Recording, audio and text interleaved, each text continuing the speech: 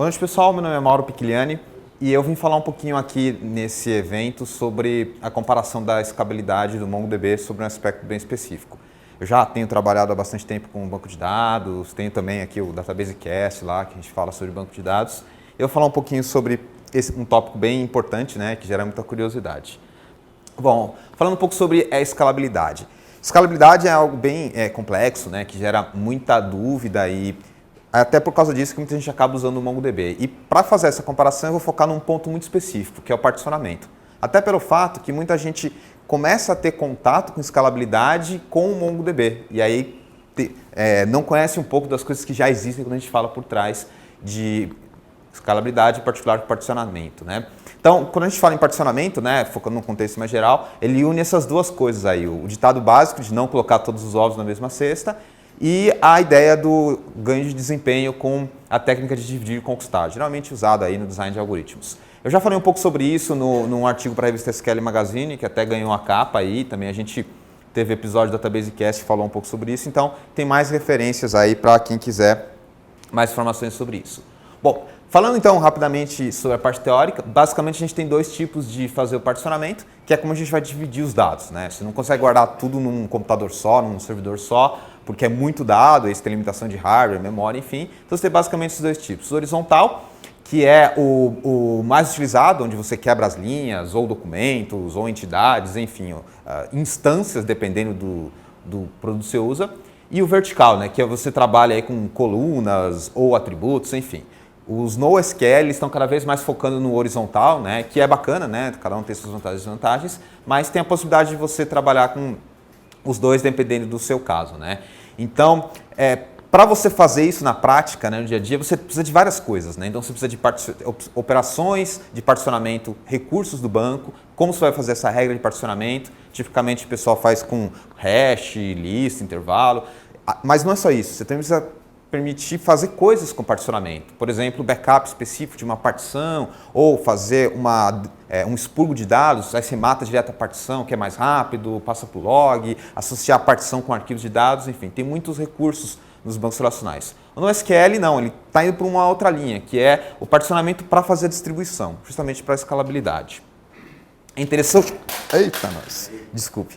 É interessante destacar aqui, então, rapidamente, só para quem não conhece, né, os recursos de particionamento nos bancos SQL. Lembrando que nos bancos SQL você pode ter o particionamento sem ter a distribuição, né? E aí as vantagens que eu falei lá de backup e tal. Já nos bancos NoSQL, geralmente você não tem isso, né? Você tem o particionamento ligado com a distribuição. Tem vantagens e desvantagens de cada um, mas enfim. Então eu coloquei aí algumas características de cada um deles, né? Não vou entrar em detalhes, mas só destaco aí que o Oracle e o SQL Server eles têm alguns recursos interessantes por instrução lá no Create Table e tal. Mas SQL você pode fazer um Select por partição, então tem umas coisas bacanas.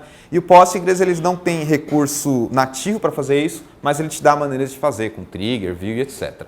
Então, dadas essas características, eu só queria comentar alguns aspectos aqui do NoSQL antes de fazer a comparação, né? Como eu falei, a ideia dos bancos NoSQL, e eu só citei aqui o MongoDB e o Cassandra, é fazer a distribuição. Então o foco do particionamento deles é isso. E o particionamento pode ser utilizado para mais coisas além da distribuição. Como, por exemplo, se você tem um processamento específico, você pode fazer um particionamento específico, né? Não se fala muito, mas é possível de fazer. Então aí o MongoDB basicamente você faz lá o seu shard, key, seus índices, você cria lá os servidores, vários MongoD, MongoS, você usa uma Amazon da vida, já está tudo pronto, enfim.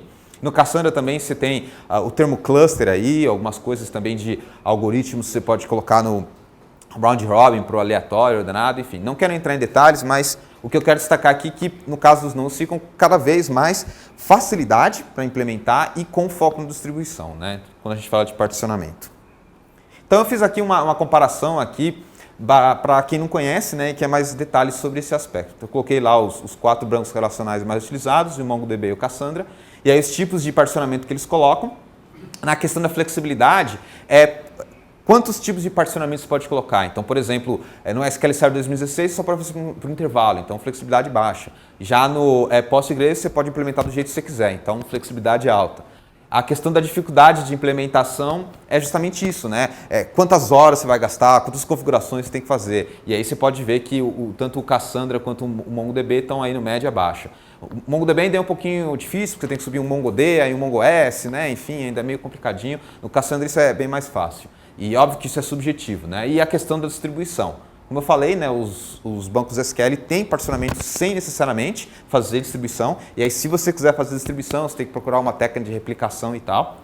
E aí, no caso, por exemplo, do MongoDB, você tem os replica sets, lá, os seus shards feitos já com partição. E, além disso, se você quiser ter replicação, então tem que tomar um pouco de cuidado com até os termos, quando a gente navega aí entre os bancos diferentes, porque às vezes um termo em um banco é uma coisa e no outro é outra, enfim. Então, tem essas características aqui. E já que eu tenho um tempinho, eu só queria comentar que, do ponto de vista de particionamento em si, a gente ainda está muito, digamos assim, amador no lado dos bancos de dados. Como a gente pode ver, a gente só tem algumas maneiras, mas, por exemplo, quando a gente fala no MongoDB, ele tem essa coisa legal de esquema free, que você pode colocar um documento dentro de outro, e aí num array e tal. E por que você não pode ter uma regra de particionamento baseado nisso? Qual seria a vantagem? Você poderia, por exemplo, colocar num shared todos os documentos que tem 3 documentos dentro deles. E aí nesse shard você coloca num nó que na Amazon você consegue participar de um leilão para conseguir uma máquina com maior processamento num período mais barato. Então aí você faz o processamento desse shard, sabe? Algumas coisas assim para facilitar o seu processamento no shard, né?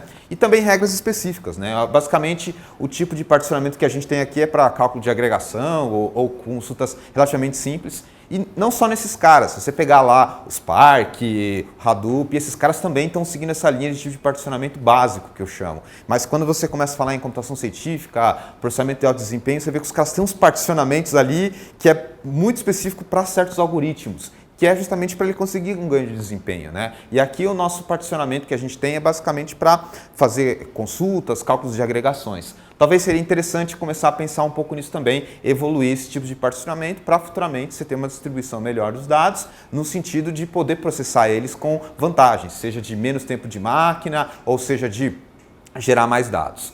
Enfim, eu falei bastante e só queria colocar as conclusões aqui, que particionamento é um passo muito importante, escalabilidade.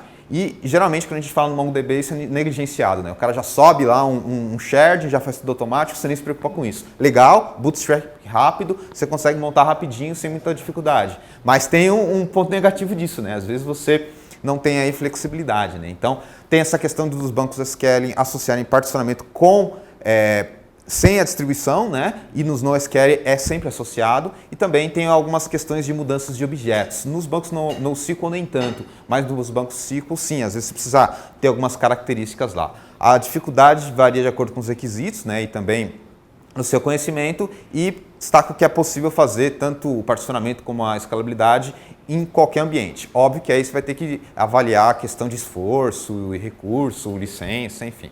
Então, basicamente é isso que eu queria comentar aqui. Acho que deu, né? Isso.